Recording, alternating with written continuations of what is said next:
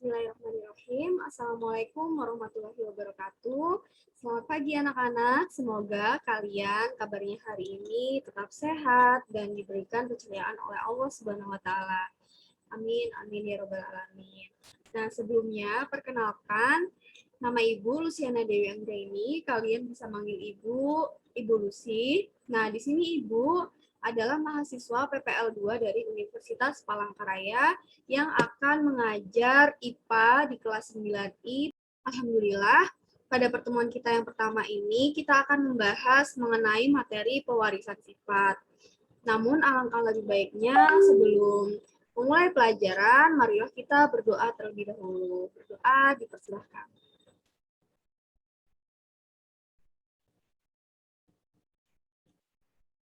Berdoa selesai. Nah, langsung saja ya kita mulai pelajaran kita pada pagi hari ini.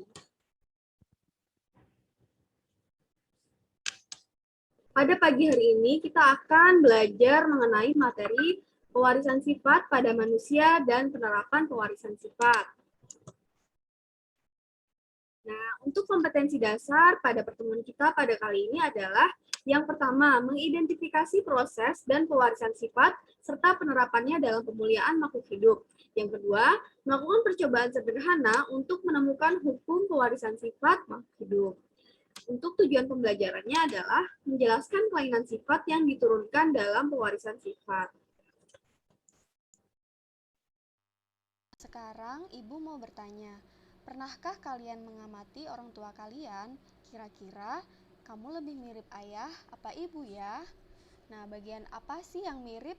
Apakah rambut, kulit, raut muka atau wajah, atau penyakit bawaan? Nah, adapun sifat yang diturunkan adalah yang pertama, pewarisan warna kulit. Yang kedua, bentuk pertumbuhan rambut pada dahi. Yang ketiga, tipe perlekatan cuping telinga. Yang keempat, jenis rambut. Yang kelima, pewarisan kelainan albino. Yang keenam, pewarisan kelainan hemofili. Dan yang ketujuh, pewarisan kelainan buta warna. Jadi, yang harus kita ingat kembali bahwa semua manusia itu berbeda-beda. Nah, kenapa sih manusia itu berbeda-beda? Karena ada gen pembawa sifat yang menyebabkan manusia itu menjadi berbeda-beda, di mana gen ini terletak pada kromosom, dan kromosom terletak pada inti sel. Kromosom yang kita miliki ini adalah kombinasi dari ayah dan ibu kita. Setengah dari ayah dan setengah dari ibu. Nah, dengan adanya gen, karena itulah sifat-sifat dari orang tua kita diturunkan kepada kita atau anaknya. Nah, selanjutnya kita akan membahas sifat yang diturunkan yang pertama, yaitu pewarisan warna kulit. Nah, ada yang tahu tidak mengapa warna kulit kita berbeda-beda? Nah, karena warna kulit kita itu dikode oleh banyak gen. Nah, misalnya saja untuk gen pengode warna kulit adalah gen A besar, B besar, dan C besar. Gen ini mengode pembentukan pigmen kulit, yaitu pigmen melanin. Pigmen melanin menyebabkan kulit berwarna gelap dengan variasi alel atau gen pewarna kulit, yaitu A kecil, B kecil, dan C kecil.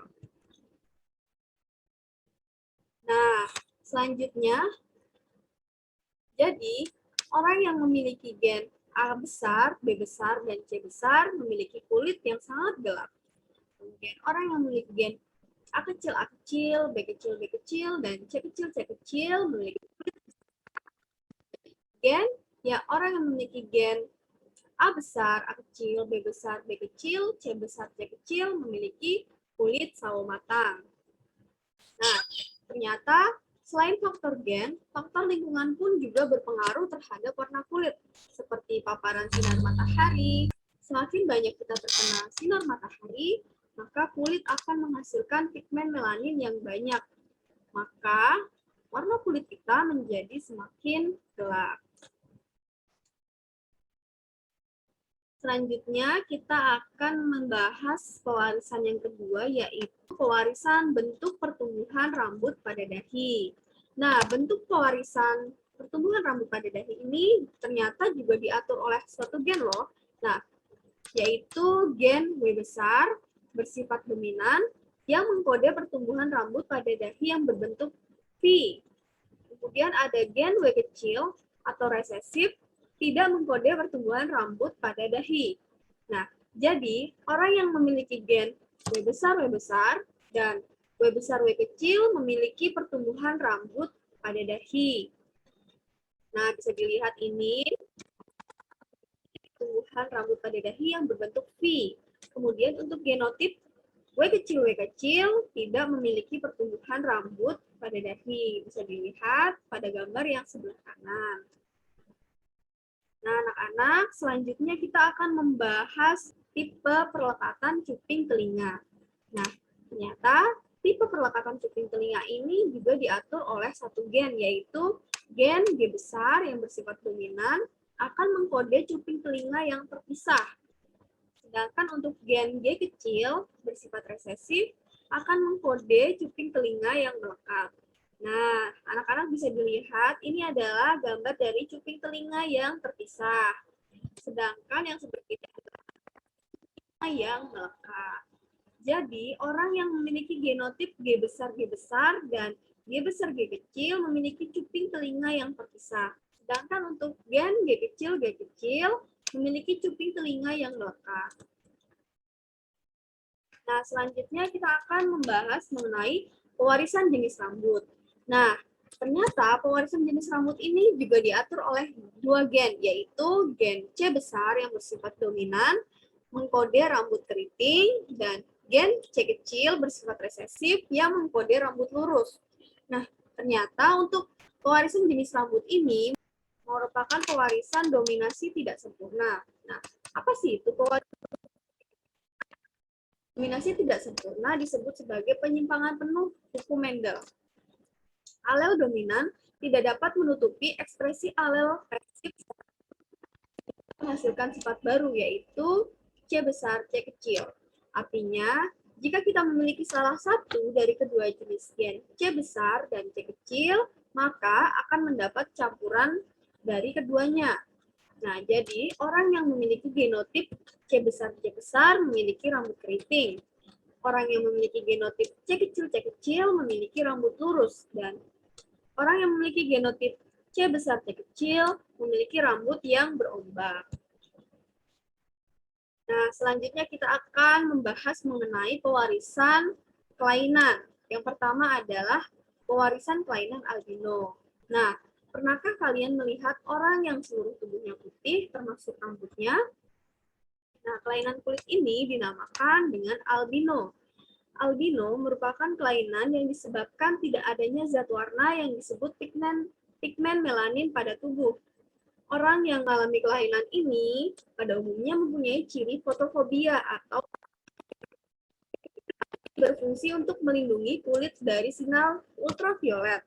Tidak adanya pigmen melanin, tidak adanya pigmen kulit, membuat mereka lebih rentan terserang kanker kulit dan kulit mudah kering. Nah, untuk pewarisan kelainan albino bisa kita lihat pada persilangan di sebelah kiri ini. Gen penyebab albino bersifat resesif atau gen A kecil. Nah, bisa dilihat di sini albino adalah resesif. Nah, A kecil. Orang yang mengalami kelainan ini memiliki genotip homozigot resesif atau A kecil. Orang yang normal memiliki genotip homozigot dominan atau A besar. Nah, yang menjadi karir atau pembawa memiliki genotip heterozigot atau A besar, A kecil. Perbandingan dari pewarisan kelainan albino ini adalah 1:2. A besar, normal, 2 A besar, A kecil atau albino. Selanjutnya adalah kita akan membahas kelainan hemofili. Hemofili adalah kelainan darah yang sulit menggumpal saat terjadi luka disebabkan tidak dihasilkannya faktor penggumpalan darah dalam tubuh seseorang. Nah, jadi ketika seseorang itu terluka, orang yang mengidap hemofili, lukanya itu akan sulit untuk menggumpal. Karena itu tadi, tidak memiliki faktor penggumpal darah dalam tubuhnya. Nah, diakibatkan juga oleh kelainan kromosom X yang dilambangkan dengan X besar H kecil. Nah, kromosom ataupun perempuan. Kita akan lihat untuk diagram persilangan pada hemofili. Ketika seorang laki-laki normal heterozigot disilangkan oleh perempuan yang normal, keturunan yang memiliki fenotip XHX, XHY, XX, dan XY. Nah, perempuan mempunyai dua kromosom X, yaitu XX. Jika gen XH atau hemofili dimiliki oleh perempuan, maka akan terjadi dua kemungkinan, yaitu gen XHX bersifat carrier dan gen XHXH letal atau meninggal saat dilahirkan. Nah, kenapa dia bersifat carrier? Karena hanya ada satu pembawa gen hemofili, yaitu XH, dan X-nya tidak membawa. Jika dimiliki oleh laki-laki, maka gen XHY, maka laki-laki tersebut akan menderita hemofili. Nah, selanjutnya kita akan membahas kelainan buta warna. Nah, buta warna adalah kelainan seseorang yang tidak dapat membedakan beberapa warna dengan baik yang diakibatkan oleh kromosom X. Nah, kromosom X ini XX dan kromosom Y membawa sifat laki-laki, XY. Nah, kita akan lihat untuk diagram persilangan pada buta warna ini. Gen buta warna itu disimbolkan dengan huruf XCB. Nah, jika XCB itu dialami oleh perempuan, jika XCBY dialami oleh laki-laki. Nah, untuk diagram persilangan buta warna kita bisa lihat di sini, jika wanita karir menikah dengan pria laki-laki normal, maka akan dihasilkan keturunan XCBX, XCBY, XX, dan XY. Nah, laki-laki yang mengandung gen XCB pasti menderita buta warna. Sedangkan perempuan yang mengandung gen XCB belum tentu menderita buta warna, karena terdapat dua kemungkinan. Buta warna itu gennya XCB dan karir XCBX dengan gen buta warna. Jadi dia hanya membawa satu gen X, XCB ini, dan X-nya yang lain tidak membawa. Jadi dia termasuk carrier atau pembawa. Nah, selanjutnya, sampai sini anak-anak semoga dipahami ya. Selanjutnya kita akan lanjut ke materi penerapan pewarisan sifat dalam pemuliaan tumbuhan dan hewan. Nah, yang pertama kita akan membahas mengenai pewarisan sifat dalam pemuliaan tanaman. Nah, pernahkah kamu mendengar varietas padi hibrida atau jagung hibrida? Varietas hibrida merupakan suatu jenis tanaman yang merupakan keturunan dari persilangan antara dua atau jenis tanaman yang memiliki ciri-ciri genetik yang berbeda. Nah, varietas hibrida ini dibuat untuk mengambil manfaat dari munculnya kombinasi yang baik dari induk-induk yang disilangkan. Nah, bisa kita lihat di bawah ini ada padi, jagung, dan ada ayam broiler. Nah, selanjutnya, sifat dalam tumbuhan yang pertama itu adalah penemuan bibit unggul. Nah, ciri-ciri bibit unggul pada tumbuhan yaitu yang pertama, cepat menghasilkan buah. Yang kedua, tahan terhadap hama dan penyakit. Yang ketiga, bijinya sedikit, besar dan enak. Kondisi tanah yang berlainan. Contohnya itu adalah padi hibrida. Padi hibrida ini mempunyai banyak varietas. Contohnya itu salah satunya adalah varietas Ariza, Intani, PPH, Beras Prima, dan IPB 45. Kemudian ada jagung hibrida. Nah, jagung hibrida ini ada hibrida C1, hibrida CP1, Malin, hibrida Pioner, Metro, hibrida IPB 4. Nah, bisa kita lihat di sini ada gambar dari padi dan jagung hibrida.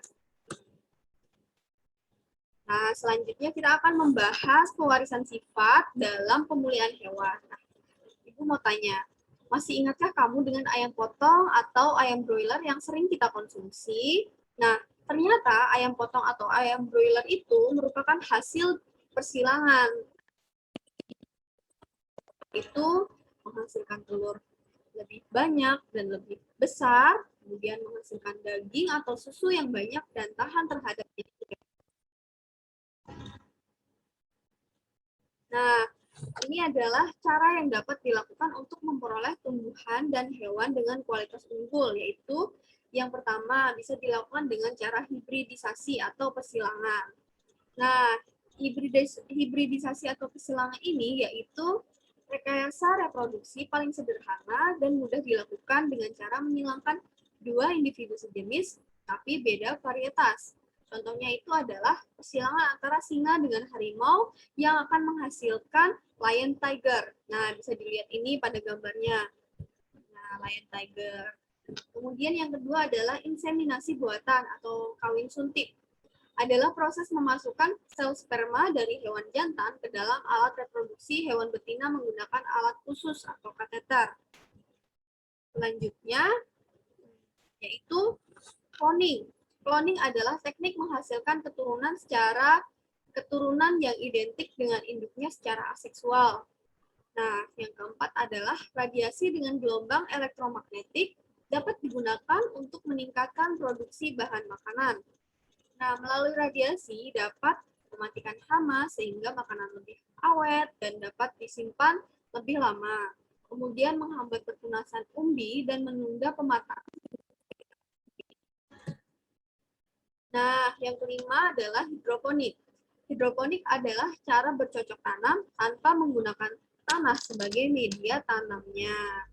Nah, anak-anak bisa dilihat pada gambar ini adalah contoh dari hidroponik. Nah, untuk tumbuhannya sendiri itu biasanya ada selada, ada sawi, dan lain sebagainya. Yang keenam adalah aeroponik. Nah, aeroponik ini adalah cara bercocok tanam dengan akar menggantung di udara tanpa menempel pada media apapun, dan nutrisi disemprotkan langsung ke akar secara periodik. Nah, jadi ini akarnya tidak menempel ya anak-anak. Jadi nutrisinya itu langsung disemprotkan aja ke akar. Nah, baik anak-anak, terima kasih. Mungkin sekian materi yang dapat Ibu sampaikan. Semoga dapat dengan mudah dipahami oleh anak-anak. Terima kasih atas perhatiannya. Wabillahi taufiq wal hidayah. Wassalamualaikum warahmatullahi wabarakatuh.